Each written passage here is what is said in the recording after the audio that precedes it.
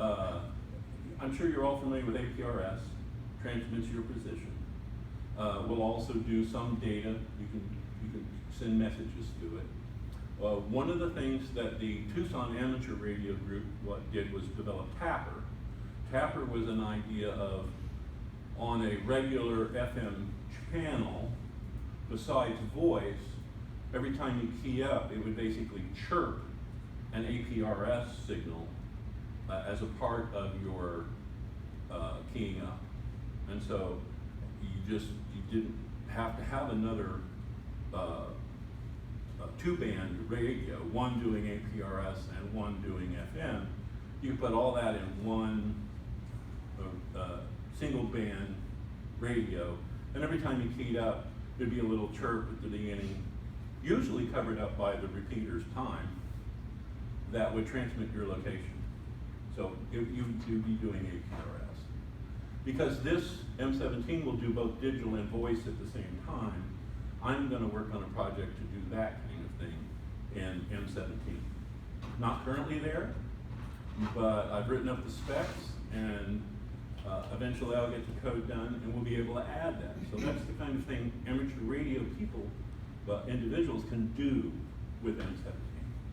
And one of the advantages, you'd never be able to do that with any of the other protocols. So it's a great platform for development, R&D kind of thing, which is core ham concept, experiment and whatever. Mm-hmm.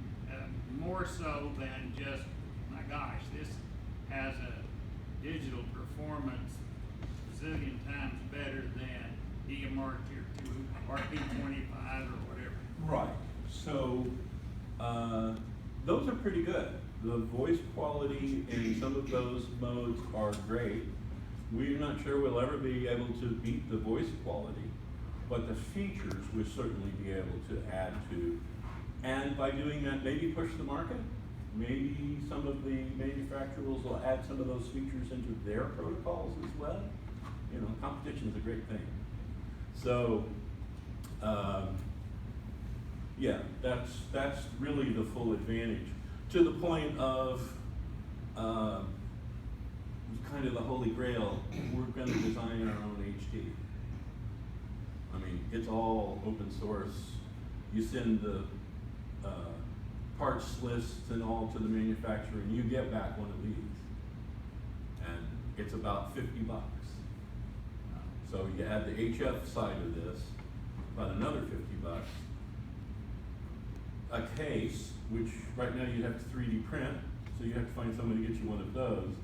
Maybe if we were manufacturing these and selling them, they might be $250, $300 for a fully Wi-Fi, Bluetooth,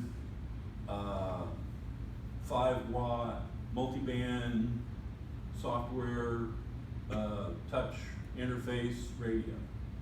So when a guru like you sends all that stuff to a manufacturer and they build one, do they then retain any rights to build another one for their friends or to sell? I mean, It's in China. What do you think?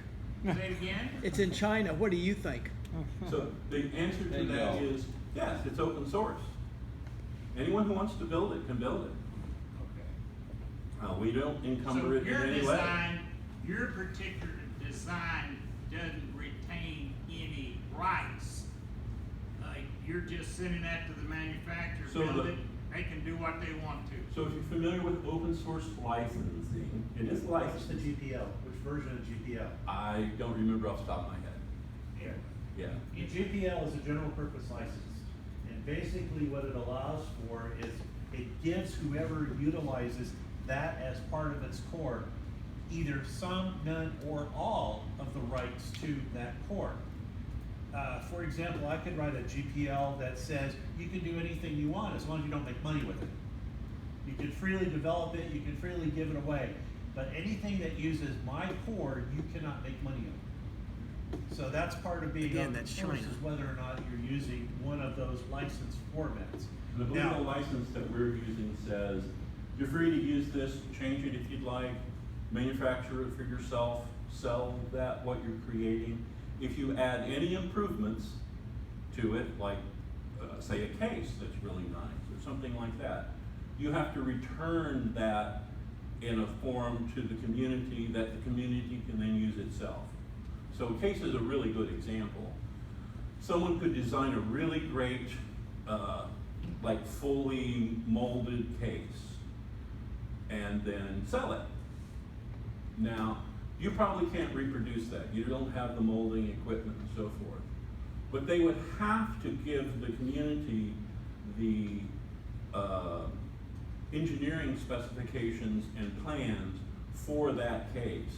So if that manufacturer quit manufacturing them, we could give all the specifications to another manufacturer and say, please make this for us. So that's the kind of license we have here. Yes? How about your codec? Hmm? Are you guys developing your own codec? Yep. All open source, all freely available, anyone can use it. Are there any hotspots yet that can transcode between M17 and the other protocols? Currently, no transcode. So, we're working on that, and we do have it in the repeater. The repeater not only does the various digital protocols, but it'll also do FM. So this will link two radios together in FM. But it'll also record that FM and then transcode that into one of the digital modes, including M17. So you could go FM in, M17 out, or vice versa. Questions? It's not written in COBOL, what is it? It's, Something plus. it's written in all kinds of things. C is what's in these things, is just C programming language. Wow, you get into here and we're talking, Assembler, oh yeah, and machine code. gate array logic programming. So a whole lot of the logic that's in here is just in a giant gate array. Yeah, I mean, it takes like 5 or 6 software development packages to make this thing work. But it is what it is today. We'll eventually simplify it, but we're all volunteers and we all have specialized knowledge. And so we use what we know and we're going to get it to work. It's working now, actually. There's some things still, I mean, it's version 1, so you can imagine.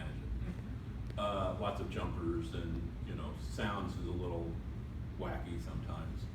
But it is working and we'll improve it. And we'll eventually simplify it down to something much